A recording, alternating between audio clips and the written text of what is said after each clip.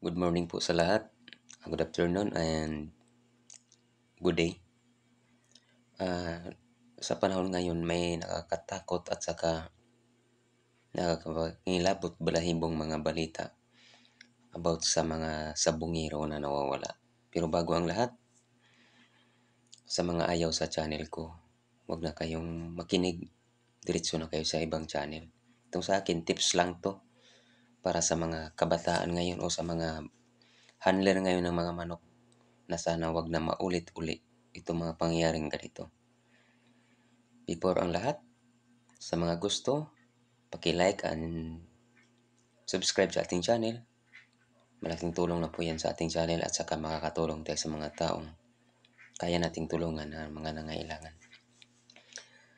Sa lahat po, atensyon sa lahat ng mga kabataan na kasi ako may marami akong nakilala na nire-recruit sa probinsya, lalo na doon sa amin sa Mindanao o dito sa aking tinitirahan ngayon na lugar. Nire-recruit papuntang Manila or sa na lugar. Ginagawang handler, mag-alaga ng manok.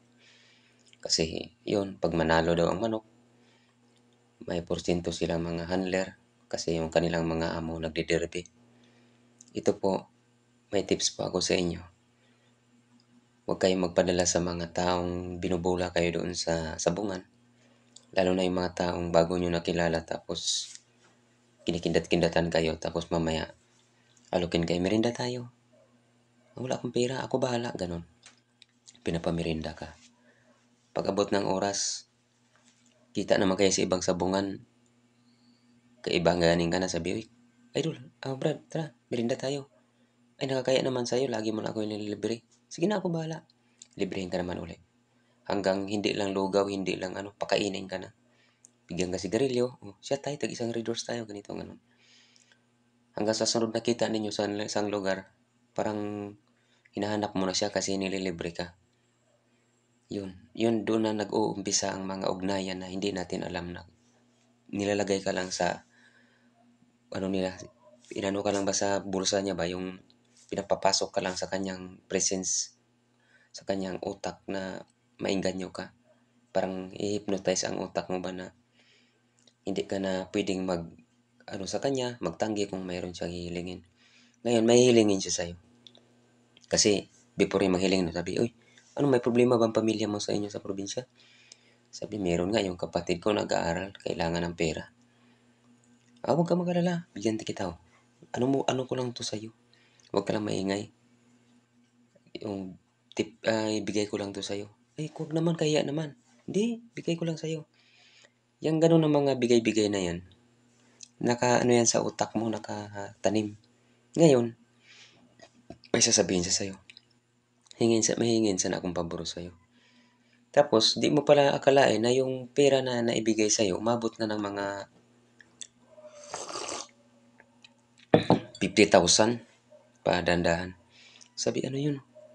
Sabi, pwede bang ka ng manok doon na isa na maglaglag ka sa laban. Tapos, itips mo lang sa akin kung anong sultada yon, kung pang ilan nyo na laban na manok ninyo na ilaglag. Ako bahala sa'yo. Sabi, hindi ko kaya yan kasi yung amo ko, kawawa naman kasi malaki ang tiwala ko. Ngayon, diyan kanya babalikan. Sasabihin, alam mo sa totoo lang, ang nagastos ko sa'yo umabot na ng 50,000. Paano yan?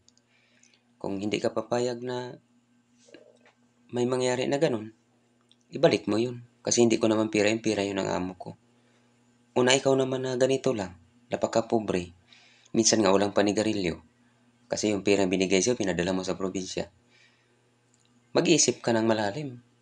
Ano kayong magawin ko na may naibigay na sa akin yan? Saan ako kukuha ng pangbayad? Hanggang tuturuan ka niya kung anong gagawin mo para hindi mahalata ng amo mo. Tuturuan ka ganito ang gagawin mo sa manok para hindi malata na pinatalo mo. Ganon. Di, yun nangyari na. May natalo na manok na alaga mo.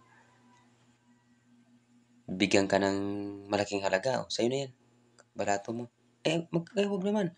Kung magkano binigay sa'yo, binigyan ka na. Buo na, 50,000. Hanggang Sa sunod na naman na labanan, mag-ano naman sa'yo yan, mag-aalok naman yan sa'yo na ganito, mag-ano naman tayo. Hanggang yun, madidiscover ka ng amo mo. Delikado. Hindi lang atong ang gagawa sa'yo niyan. Kahit ang amo mo kung medyo nadihado na ng grabe sa ginagawa mo, bigla ka lang dyan mawala sa sarili mong tinatrabaho na farm. Kaya, hindi ako maniwala na si atong ang lang may gawa niyan. May mga ibang big time din na mga nagsasabong na mga bossing na sila din ang gumawa sa sarili nilang mga tauhan na hindi rin nabalita. Kaya ako, ingat lang kayo mga kaibigan ko dyan na mga kaibigan ko dyan na mga nag-handler ngayon.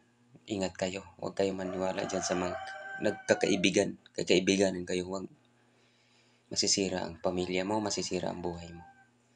Salamat po sa lahat. Tips ko lang po yan. Mabuhay tayong lahat. Salamat, salamat, salamat.